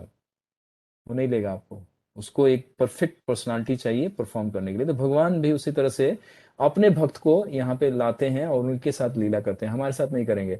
लेकिन उसी में कोई स्ट्रगलर होता है ठीक है, वो अपने आप को थोड़ा ट्रेनिंग दे देता है, थोड़ा अपना लुक अच्छा से है ना थोड़ा परफेक्ट कर लेता है, तो वो जाके प्रोड्यूसर के ऑफिस में बार बार कहता है, रिक्वेस्ट करता है, सर सर एक रोल, सर सर एक रोल, प्लीज प्लीज एक रोल। वो कहता है, यार 3 साल से दौड़ रहा है, चल इसको एक साइड रोल दे दे। हीरो के साथ या हीरो का फ्रेंड बन के आएगा, और जैसे हीरो के साथ फ्रेंड बन के आता है वो अपना परफॉर्मेंस देता है हिट, उसके बाद मूवी हिट, उसके बाद उसको सारे लोग पूजने लगते हैं, वाह ये भी ग्रेट एक्टर है। उसी तरह से भगवान भक्त की भक्ति दिखाते हैं कि देखो मेरा भक्त जब वो भक्त कर रहा है, भक्ति कर रहा है, वो छोटा सा अवसर उसको चाहिए, भगवान I love you, I can love you भगवान, आप एक बार चांस तो दो, मैं भूल गया था, अब एक बार चांस दो, 16 माला करूंगा भगवान सुबह उठ के, आप प्रभुपाद जी का बुक पढ़ूंगा भगवान, प्रॉमिस भगवत गीता का एक एक श्लोक समझ जाऊंगा, प्रॉमिस प्रॉमिस प्लीज। एवरीडे क्या है, it's crying for Krishna, chanting is a crying for Krishna. एक रोल चाहिए आपके परफॉर्मेंस में, एक रोल चाहिए। अब ये जितने मरीचि, ये जितने भी आएंगे सारे वही है, तपस्वी हैं ये सारे लोग। वाल्मीकि जी कौन थे विलेन थे। और जब पुलस्त मुनि, नारद मुनि, ब्रह्मा जी आए, जब उन्होंने बोला कि लाइफ को छोड़ो, है ना, भगवान का कोई एक पर्सनालिटी है उसको वर्शिप करो, उसके बारे में जानो, भक्त बन गए, तो उन्होंने बोला ना एक चांस चाहिए, एक छोटा सा चांस चाहिए, तो वो चांस उनको मिला और परफेक्ट हो गए। तो उसी तरह हम एवरीडे जो साधना कर रहे हैं भगवान से, अपन उनके बॉलीवुड, उनके हॉलीवुड मूवी में बल्कि उनके गोलोक वोल्ड मूवी में एक छोटा सा हम अपना रोल चाहते हैं। और ये बिल्कुल सत्य वचन है, आचार्यों ने बोला है, और ये गौर लीला उसी का प्रमाण है कि जब हम परफेक्ट हो जाते हैं तो भगवान अपनी लीला में हमें अवसर देते हैं। तो यानी कि हम ये प्रोड्यूसर, डायरेक्टर, एक्टर सारे हमारे कृष्णा हैं, और ये रोज जो हमारा प्रैक्टिस है ये उसी के लिए अपील है कि भगवान मैं भी एक रोल प्ले करना चाहता हूँ। अगर आपने बेस्ट परफॉर्मेंस दे दिया तो आप फिर उस लेवल पे पहुंच जाएंगे कि भगवान की प्रसन्नता के लिए आप कार्य करेंगे। जैसे बच्चा अपने पिताजी से कहता है कि पिताजी आप गधे बन जाओ, हम आपके ऊपर बैठना चाहते हैं, आप घोड़े बन जाओ, हम आपके ऊपर बैठना चाहते हो। तो फादर देखता है कि मेरा बच्चा मुझसे प्रेम करता है, उसकी खुशी के लिए अब पिताजी गधा नहीं बन सकते, हमारे पवन प्रभु गधा नहीं बन सकते, घोड़े नहीं बन सकते। ऋषभ कहेंगे अब आज लेक्चर में हो गई थी प्रेम की बात, अब दिखाओ अपना प्रेम, तो पवन प्रभु को अब घोड़ा बनना पड़ेगा ठीक है। तो पिता क्या देखता है कि बच्चा खुश होगा और ये मेरी बात को और मानेगा, तो इसकी प्रसन्नता के लिए वो क्या करते हैं, वो घोड़े जैसा एक्टिंग करते हैं, कहते हैं ठीक है मेरे कंधे पे बैठो, मैं आपको चल के दिखाऊंगा। तो फ्लोर पे पिताजी चलते हैं, बैठो, बच्चा कहता है चल मेरे घोड़े, टिक टिक टिक। तो क्या अर्थ है यहाँ पे, प्रेम, प्रेम है तो वो क्या बन गया, घोड़ा बन गया वो व्यक्ति। उसी तरह से भगवान के भक्त, भगवान चाहते हैं कि मेरे लिए, जैसे रावण जो थे, ये अभी हिस्ट्री जब खोलूंगा तो और डिटेल बता दूंगा। तो जय विजय, उन्होंने बोला कि मैंने कोई अपराध नहीं किया भगवान, लेकिन आप मुझे नीचे भेज रहे हो किस लिए। तो उन्होंने बोला मेरी इच्छा थी, मैं कुछ अपना उद्देश्य और कुछ और लोगों को कुछ शिक्षा देना चाहता हूं, तो आप जाके असुर बन जाओ। तो भगवान के प्रसन्नता के लिए, क्योंकि प्रेम है तो वो नेगेटिव किया, तो उनके लिए नेगेटिव या पॉजिटिव का कोई मतलब नहीं है, वो असुर बने या देवी देवता इंद्र बन के भगवान की, है ना, प्रसन्नता करे। पर्पज क्या है, हाउ टू प्लीज कृष्णा। इसीलिए शिक्षाष्टकम का लास्ट वर्स क्या है, यथा तथा विदधातु लंपटो मत प्राण नाथ स एवं ना परा।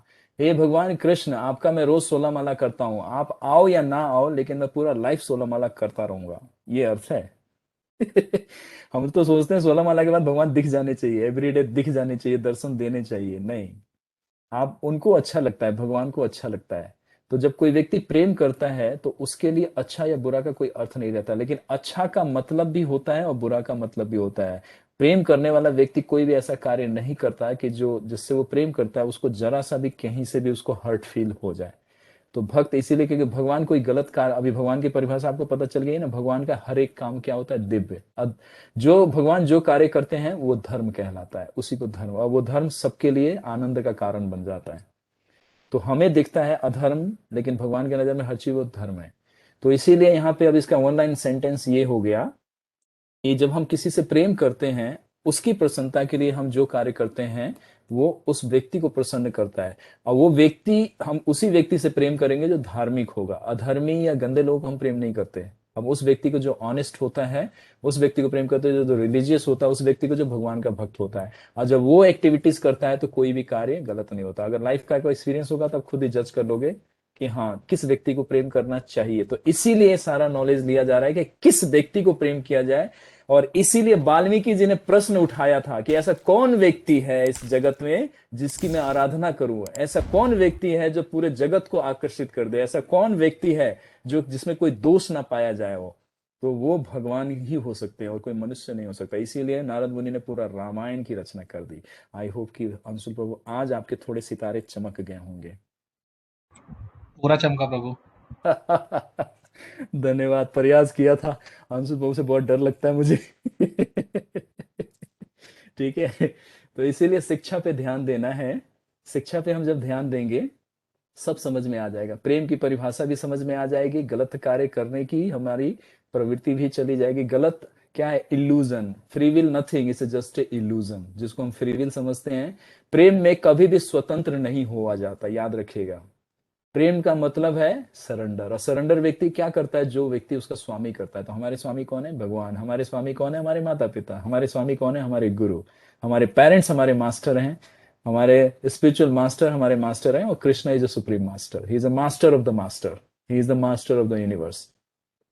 तो इसीलिए इसको बहुत अच्छे से समझना है। गलत कार्य या अच्छा कार्य प्रेम करने वाले के लिए करते हैं, लेकिन प्रेम करने वाले कभी भी गलत कार्य नहीं करने की आदेश देंगे आपको। तो ये स्पिरिचुअल डायमेंशन और मटेरियल दोनों को समझना बहुत जरूरी है। ओके ओके, तो इट्स अ टाइम टू से टाटा बाय बाय। अगर किसी का और कोई, भरत अभी वापस आए, आई थिंक भरत प्रभु का एक कोई क्वेश्चन रह गया था। भरत प्रभु आप हैं? हरी बोल। भरत प्रभु, अगर आपका कोई क्वेरी उस टाइम में जो इनकम्प्लीट रह गया था, आप दोबारा रिपीट कर सकते हैं, उसको बोलिए। उसके बाद फिर हम आपको 3 दिन के लिए ब्रेक दे देंगे। भरत प्रभु हरि बोल, नो क्वेरी? नो प्रभु जी। ओके ठीक है, किसी और भक्त का कोई एक छोटा सा क्वेरी है तो आप बता सकते हैं, किसी भी भक्त का? No query.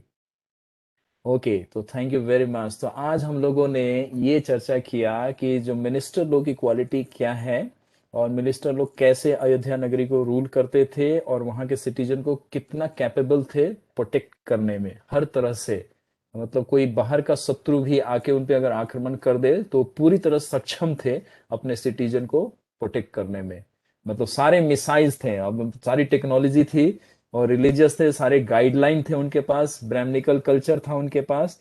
मतलब एक तरह से प्रोटेक्शन नहीं होता। प्रोटेक्शन का मतलब सिर्फ ये नहीं है आपके पास वेपन होने चाहिए, प्रोटेक्शन का मतलब है आपके पास विजडम होना चाहिए। ठीक, W stand for wisdom, W stand for weapon. अब आपको चॉइस आपके हाथ में है अंशुल प्रभु, कि आप वेपन उठाते हैं या विजडम उठाते हैं, और दोनों ही परफेक्ट होता है। लेकिन बिना विजडम का वेपन नहीं चलता। और अयोध्या नगरी में सारे लोग वेपन जो था उनका विजडम था उनका, इसीलिए उसको कोई वहां पे युद्ध नहीं होता था और कोई युद्ध कर नहीं सकता था उनसे आके। तो इसीलिए अयोध्या को बताया गया कि वो स्थान जहां पे कोई युद्ध नहीं करता, और वो स्थान जहां पे कोई विक्ट्री प्राप्त नहीं कर सकता। यानी कि जब हमारे पास स्पिरिचुअल नॉलेज रहेगा तो हमें कोई भी किसी भी फील्ड में डिफीट नहीं कर पाएगा, कोई भी फील्ड में। तो इस चीज को हमने आज समझा। अब अगले सर्ग में, 8वें सर्ग में, हम यज्ञ की तैयारी देखेंगे, और देखेंगे कि हमारे फैमिली में हमारे स्पिरिचुअल मास्टर का रोल क्या होता है, और उनका प्रिस्ट जो है वो किस तरह से गाइड करके उनको मटेरियल बेनिफिट भी दिलाते हैं और स्पिरिचुअल भी उनको बेनिफिट मिलता है। तो दशरथ महाराज का 3 चीज हम चर्चा करेंगे, यज्ञ की तैयारी, उनका पर्सनल एक्टिविटीज, अगर होपफुली मैं स्टडी कर पाया तो, और लास्ट में क्वेश्चन आंसर। तो हम लोग 8वें स्कंद में मिलेंगे अब नेक्स्ट हफ्ते, यानी कि नेक्स्ट वीक वेनेसडे को। Thank you very much. अब फिर जो संडे वाले हमारे स्टूडेंट हैं संडे क्लास में मिलेंगे, बाकी जितने हैं सभी लोग मिलेंगे वेनेसडे में। आई होप कि आप लोगों को थोड़ा टाइम लेता हूँ मैं, बार बार पूरी क्लास में और पूरे रामायण के एंड तक आपसे क्षमा करता रहूंगा और क्षमा मांगता रहूंगा। आप लोग अच्छे अच्छे भक्त हैं, हमेशा मुझे सॉरी का वो देते रहिएगा, आप लोग क्षमा करते रहिएगा। तो इसलिए अभी भी थोड़ा सॉरी बोल देते हैं, और आप लोग इतने अच्छे अच्छे भक्त हैं, हमारी बात को मान लेंगे, हमें पता है। ठीक, तो चलिए सभी लोगों का thank you very much. Shri Shri Sitaram Lakshman भक्त हनुमान की जय, गौर भक्त वृंद की जय, शिल प्रभुपाद की जय, आप सभी गौर भक्त वृंद की जय। Thank you very much. जाइए अब थैंक यू रेस्ट कीजिए।